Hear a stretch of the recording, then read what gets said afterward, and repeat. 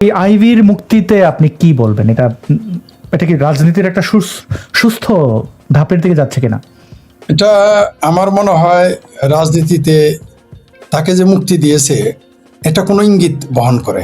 আইভি রহমান আমার ধারণায় তিনি আপোষকামী না, তিনি আপোষ করবেন না, তিনি মানে নিয়ম অনুযায়ী তিনি মুক্তি পেয়েছেন। তবে আমাদের দুর্ভাগ্য যে এর চাইতে ছোট ছোট মামলায় যারা আছে তাদের জামিন দেওয়া হয় নাই, কেউ কেউ জেলেই মারা গেছে।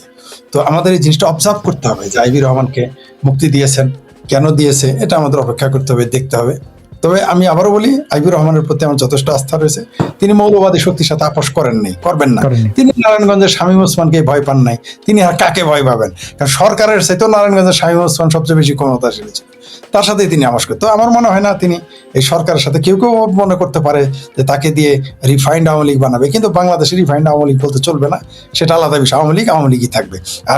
আর আইভি যিনি যে সাবেক মেয়র, যিনি, তার ব্যক্তিত্ব তো আলাদা, কোনো সন্দেহ নেই। তার ঐতিহ্য, তার পারিবারিক, তার রাজনৈতিক ব্যাকগ্রাউন্ড একেবারেই মজবুত।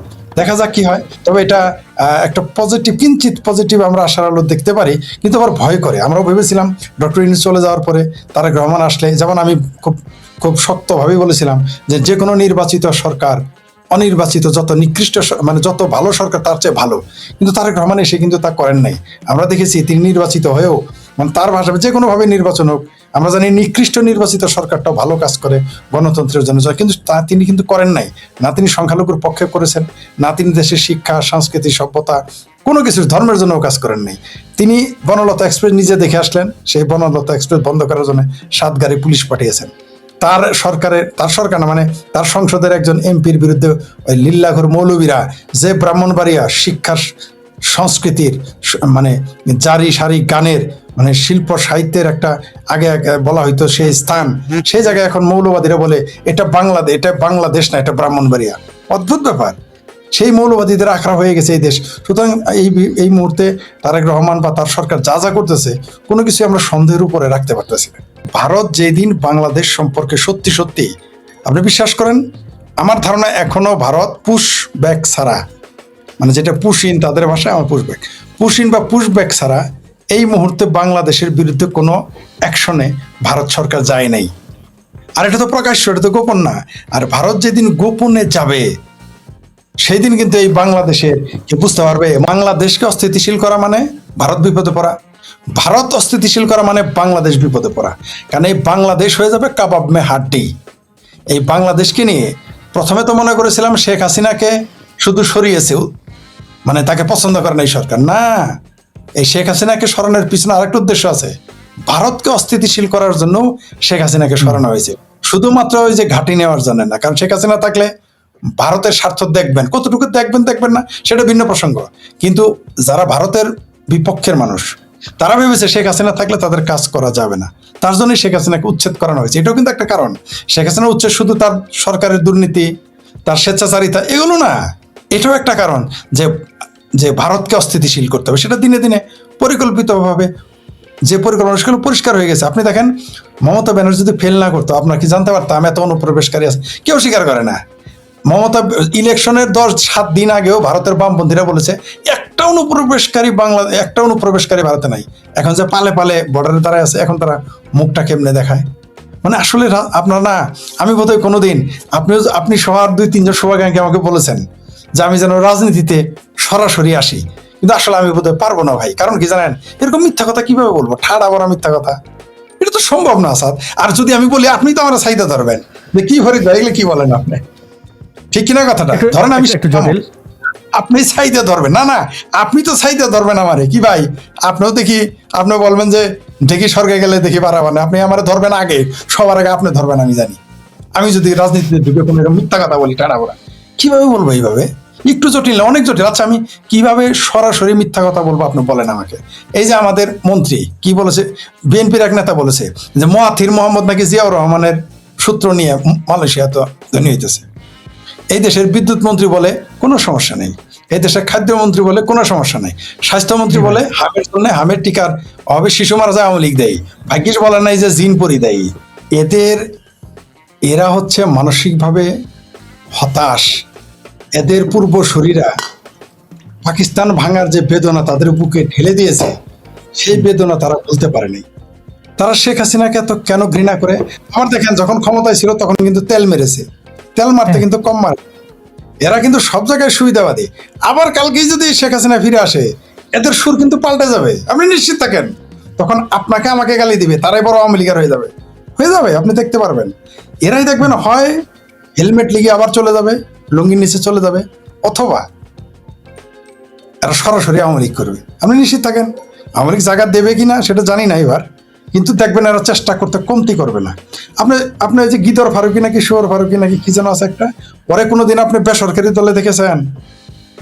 জিয়া তারেক রহমানের 2001-এ সে বিএনপি, আবার 2009 থেকে সে হইল আওয়ামী লীগ, আবার 5 আগস্ট থেকে সে হয়ে গেল জুলাই সন্ত্রাসী। তারপরে কয়েকদিন তেল মারলো তারেক রহমানের, দেখলো যে কাজ হইলো না, তারেক রহমানের তো জায়গা দেয় না, পরে পালাই গেল তার বউরে নিয়ে অস্ট্রেলিয়া, যা জামাতের কোলে উঠে গেছে। অস্ট্রেলিয়া বহু জামাত আছে, কোনো সন্দেহ নেই। আপনি শুনলে আশ্চর্য হবেন।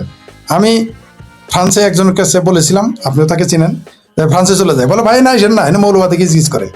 অস্ট্রেলিয়াও এরকম বলছিল যে গিজ করে। ব্রিটেনে তো আপনি জানেন, আমার একজন খুব কাছের মানুষ আছে, সে বলছে ভাই ভুলেও এনে আইসেন না, ঠিক আছে, বলছে এনে আরো বেশি, মানে এগুলো মিনি পাকিস্তান হয়ে গেছে, লন্ডন এখন লন্ডনিস্তান। তো এই যে যে যে অবস্থা, এই ডাস্টবিন শ্রমিকেরা, এরা হলো কোটটাই পরা মৌলবী। এরা দেখবেন এরা কিন্তু কোটটাই পরা, এরা কিন্তু একটু জুব্বা টুব্বা পরে ঘুরে না। এরা হচ্ছে আসল, এরা হলো আসল খাতারনাক, এরা হলো দুর্ভাগ্যের সর্দুল। আপনি তো ওই তারেক মনোয়ার নাকি ট্রাক্টর মনোয়ার তো আপনি চিনেন, খালা জারানি সালাজুরকে আপনি চিনেন, মাসুদ মাসুদ ডাক্তার মাসুদকে আপনি চিনেন। তারপরে আরেক পোস্ট ওই দেখেন না, যে জামাতের আরেক নেতা মুফতি কি জানো, আরে কি করোনা ইব্রাহিম, কুষ্টিয়ার কুষ্টিয়ার কুষ্টিয়ার ওই আমির হামজা, ওটা থেমে গেছে। আমির হারামজাদা দেখেন বললো যে শেখ হাসিনার উন্নয়নে যে কাজ করবে না সে জাহান্নামী। সে বললো যে আওয়ামী লীগের তার বাপ তথা 14 গোষ্ঠী দুই পক্ষ থেকে তারা আওয়ামী লীগ করতো, এখন বলে তারা কিছু তার জামাতের এমপি। মানে অদ্ভুত ব্যাপার, মানে এইরকম তেল, মানে আসলে তেল মারাও একটা যোগ্যতা না, এরকম তেল তো আমরা মারতে পারবো না। এই তারেক মনোয়ারদেরকে, খালাজারি সালাজারিদেরকে, আফসারি খাপসারিদেরকে, মৌলানা ইব্রাহিমোভিচদের জামাত এগুলো মাঠে ছেড়ে দিয়েছে। তোরা যা ইচ্ছা তাই বল, যত ঠাড়া পড়া মিথ্যা কথা বলুক, সমস্যা নাই। ওদের কথা হইলো যে 100টা মিথ্যা কথা বললে যদি 10টাও মানুষ বিশ্বাস করে তাই লাভ, বিনা পুঁজির ব্যবসা। মুক্তিযুদ্ধের বিরুদ্ধে এদের বয়ান সব দেখবেন মুক্তিযুদ্ধের বিরুদ্ধে, এদের সকল বয়ান দিন শেষে গিয়ে মুক্তিযুদ্ধের বিরুদ্ধে। এদের আসল এজেন্ডা, এরা কখনো কোচিং সেন্টারের অধ্যাপক সাজে, শিক্ষক সাজে, কখনো ইউনিভার্সিটিতে থাকে, বলবে কি জানেন, আমরা কোনো দল করি না, মানে ওইটাই কিন্তু ওইটাই গুপ্ত, যে বলে আমরা কোনো দল করি না, মানে গুপ্ত। তারপর কি মুক্তিযুদ্ধ ঠিক আছে, তো ভারতের লাভ ছিল, এগুলোই কিন্তু গুপ্ত। তারপর বলে বঙ্গবন্ধু খুব ভালো ছিল, তার নেতৃত্ব না নিলেই ভালো হইতো, মানে মনে হয় যে তাহলে বঙ্গবন্ধু দেশ স্বাধীন করে ওই রাজাকারদের মায়ের ভাতারদেরকে ক্ষমতা দিয়ে দিবে, যে বাবা তোরা রাজাকার আলবদর গোলাম আজমের বলারা সংসদে আসুক না। এরাই কিন্তু বলেছে যে আওয়ামী লীগ আত্মীয়করণ করে। এখন আত্মীয়করণে কারা নাই? মাসুদ সাইদি কার পোলা, নিজামির পোলারা এমপি, রাজাকারের পোলারা এমপি, তারপর বিএনপি নেতার পোলারা বিভিন্ন কমিটিতে গিয়ে বসে আছে, এখন আত্মীয়করণ হয়নি। আসলে আমাদের যে অবস্থা, এই জামাতিদের আমাদের রুখতে হবে। সবচেয়ে দুর্ভাগ্য কি জানেন, এই 15 বছরে কিন্তু এই তারেক মনোয়ারদের, এই মুফতি আমির হারামজাদাদের ওয়াজ করতে দিয়েছিল কারা? আমরা কত সতর্ক করেছি, আমাদের পাত্তাই দেয় নাই, আমাদের কথার কেউ গুরুত্বই দেয় নাই। তারা তখন বলতো কি বিএনপি তার আসল শত্রু, বিএনপি তার আসল শত্রু। আর ভাই বিএনপি তোমার আসল শত্রু হলে তো ওটা কি নকল শত্রু ছিল? জামাত, জামাত হচ্ছে আসল শত্রু। বিএনপির তো কোনো রাজনৈতিক আদর্শ নাই। বিএনপি হলো একটা প্ল্যাটফর্ম যেখানে স্বাধীনতা বিরোধীরা, যারা লজ্জায় জামাত করতে পারে না, আবার বামপন্থীও করতে পারে না, তারা যায় বিএনপি করে। আসলে তো বিএনপি তারাই করে যারা জামাতের লোক, কিন্তু লজ্জা করবে। খুব শুধু মহাজনের ব্যাপারে কি বলবেন? ইউনুস চেরে না নবী বানাইছিল, নবী বানাইছে, আর কিছুদিন থাকলে খুদাও বানাইতো, আর কিছুদিন থাকলে বলতো আল্লাহ এই রূপে আসছে, আর কয়দিন থাকলে আল্লাহ বানাই ফেলতো। আমরা দেখেছি এরা এগুলো বলেছে। এমনকি কেউ বলতো আরে তুমি নির্বাচন দিও না, এগুলো বলে নাই। এই মোর এই লিল্লা করেরা দেখেন, এর জন্য দায়ী কিন্তু আবার সবাই, এর জন্য কিঞ্চিত দায়ী কিন্তু রুমিন ফারানা। এই মৌলবাদীদের কিন্তু আসকারা দিয়ে ফ্রাঙ্কেনস্টাইন বানানো হয়েছে। এই লিল্লাখোরদের আসকারা দিয়ে বাংলাদেশের সকল রাজনৈতিক দলের নেতা, সকল রাজনৈতিক দলের নেতারা কিন্তু এদেরকে ফ্রাঙ্কেস্টাইন হতে দিয়েছে। তার জন্যই কিন্তু আজকে এই কথা বলার তারা সাহস পায়। আপনার মনে থাকার কথা, আপনি আমার চেয়ে অনেক ছোট, কিন্তু তারপরেও আপনার যখন কিশোর, মানে আপনি যখন ছোট ছিলেন, প্রাইমারি ছাত্র, তখনও কিন্তু মৌলবীরা এত শক্তিশালী রাজনৈতিক অবস্থানে ছিল না। না। প্রশ্নই আসে, এরা কোনো মিছিল করলে আওয়ামী লীগ বিএনপির অনুমতি নিয়ে মিছিল করতো, মনে আছে আপনার?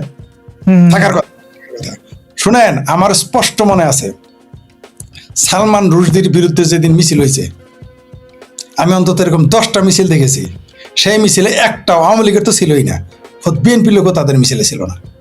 আমি নিজের চোখে দেখে এটা বললাম। সালমান রুশদির এই স্যাটানিক ভার্সেস নিষিদ্ধের যে মিছিল হয়েছে, একটা আওয়ামী লীগের লোক ছিল না সেই মিছিলে, একজনও না, এমনকি বিএনপিরও না। কিন্তু এখন দেখেন, এখন যদি মিছিল হয় এই কারণে স্যাটানিক ভার্সেস মিছিলে, ওইখানে সবাই যাবে। মানে এই রাষ্ট্রটাকে, এই সমাজটাকে আমরা মৌলবাদী বানিয়ে ফেলেছি।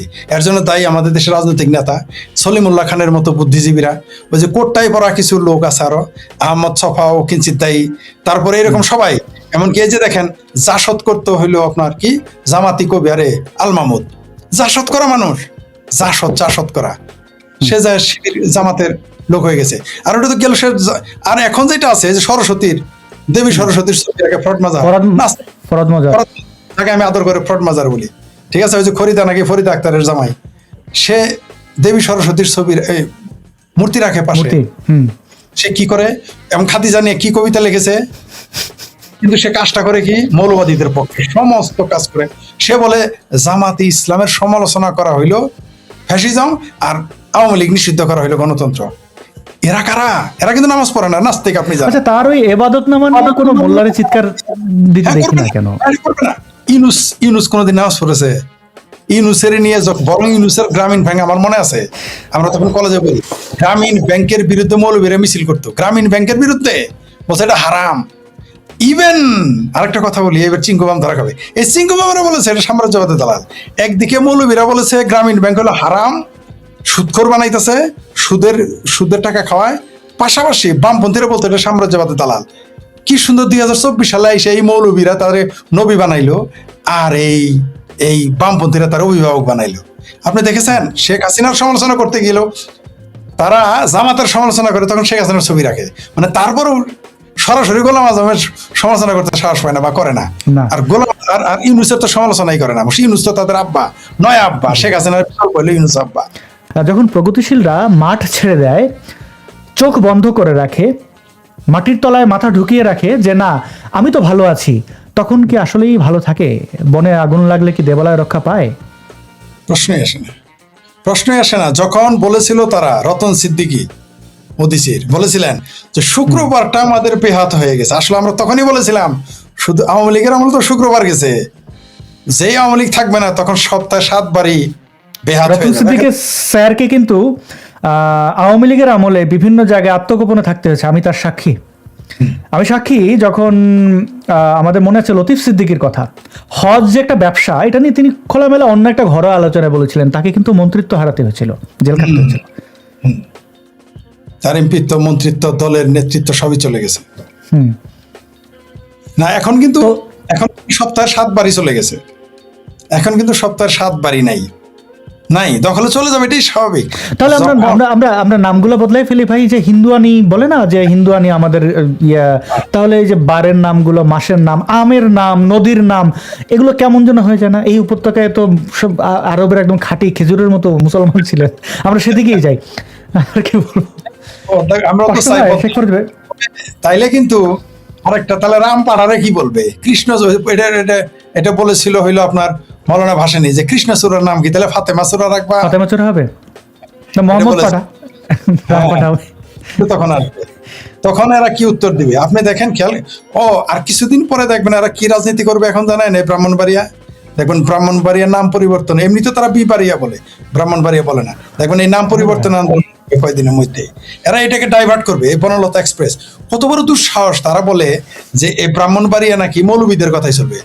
ব্রাহ্মণবাড়িয়া কি মৌলবীদের বাপের বেটা? কাশলিল্লা লম্বা লম্বা কথা বলিস। এই গোলাম আজমের মানে কি বলবো আর। সেখানে দেখেন ওইখানে সঙ্গীত শিল্পী যারা ছিল, সঙ্গীতজ্ঞ ছিল, তাদের বাড়িতে হামলা হয়েছে। সেখানে আরো বিভিন্ন কারণে ব্রাহ্মণবাড়িয়া, একসময় ব্রাহ্মণবাড়িয়ার নাম ছিল সঙ্গীতের জন্য বিখ্যাত ওই অঞ্চলটা, এখন কিন্তু উল্টা, এখন এই লীলাখোর মৌলবাদীদের দখলে চলে গেছে, সারাদিন মারামারি কাটাকাটি, আর বাইরে আর কোনো নিউজ হয় না। আর এই মৌলবাদীদের দেখেন এরা কত বড় দুঃসাহস, এরা বলছে মৌলবাদীকে মৌলবাদ বলা যাবে না। কি বলবো আমরা, তোমরা নাম দাও, ওই নামে তোমাদের ডাকি আমরা। মানে আপনি বললেন আমার আর আসাদ বলে কেউ ডাকো না, তাহলে কি নামে ডাকবো সেটা তোমরা বলো। তোমাদের মৌলবাদী বলবো না, তাহলে কি বলবো? জঙ্গিও বলতে দিবে না, মৌলবাদী বলতে, তাহলে কি বলবো আমরা? মানে এই দেশে তেলের চাইতে ঘিয়ের মূল্য কম তা না, বা ঘিয়ের চাইতে তেলের মূল্য বেশি তা না, এখানে ঘিয়ের চাইতে গুয়ের দাম বেশি। মানে কোন দেশে বাস করতেছি?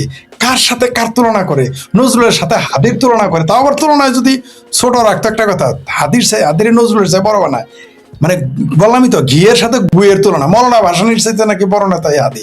কোন দেশে বাস করি আমরা? মানে এটা থেকে আমাদের জনগণকে সতর্ক করতে হবে, সেটা ভারত হোক বাংলাদেশ হোক, আমাদের সচেতন থাকতে হবে। আপনারাও সচেতন হবেন দয়া করে, যারা বাংলাভাষী মানুষ এটা শুনতেছেন, আপনারা হিন্দু হন মুসলমান হন, এই সমস্ত বাজে কথায়, এই সমস্ত রাজনৈতিক স্ট্যান্ডবাজি কথায় কান দিবেন না, দিয়ে নিজেদের ধ্বংস ডেকে আনবেন না। নিজেদের দেশ, জাতি এবং সম্প্রদায়, মানে ধর্মের কথা বলতে, এগুলো ধ্বংস ডেকে আনবেন না। নিজেরাও কলঙ্কিত হবেন না, অন্য কেউ কলঙ্কিত করবেন না প্লিজ। আপনারা যদি নিজেরা এগুলো বিশ্বাস করেন আর এগুলো ফাঁদে পা দেন, আপনাদের ধর্মের বদনাম হবে, সেটা হিন্দু ধর্ম হোক আর ইসলাম সনাতন ধর্ম হোক আর ইসলাম ধর্ম হোক। আপনি মুসলমান হন, হিন্দু হন, ক্ষতিগ্রস্ত হবেন। বাংলাদেশ হোক বা ভারত হোক, ক্ষতিগ্রস্ত হবেন। নিজের পায়ে কোরাল মারা থেকে বিরত থাকবেন। রাজনীতিবিদেরা যখন কোনো কথা বলে তার সত্যতা যাচাই করার চেষ্টা করবেন, অন্ধের মতো বিশ্বাস করবেন না। আর মমতা ব্যানার্জি যে এটা একটা টোটালি ঠাড়া বড় মিথ্যা কথা বলেছে, এটা কিন্তু রাজনীতির সরে যে জানে তারা সকলেই বুঝে। সতর্ক থাকবেন, কারণ প্রতিবেশী বাড়ি যদি বিক্রি করে চলে যাওয়া যায়, কিন্তু দেশ কখনো তার প্রতিবেশীকে বদলাইতে পারে না। আমাদের সতর্ক থাকতে হবে, সতর্ক থাকবেন।